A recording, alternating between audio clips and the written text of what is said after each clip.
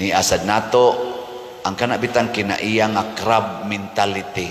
Actually, mao na siya ang expression sa jealousy o envy, kasina, nga ang tuas babaw ang ni aksyog saka imong kabyunan aron mabalik nga risubos. Mao na ang ato dinhi mga politicians, bisan dinhi sa simbahan. Kita mga Filipinos kusog kay taana at tanawa ato mga politicians kinabyunay gyud og naay murag musikat daoton hapakog lapok, himuag lapok, hangtod gyud kung pwede patyon gyud.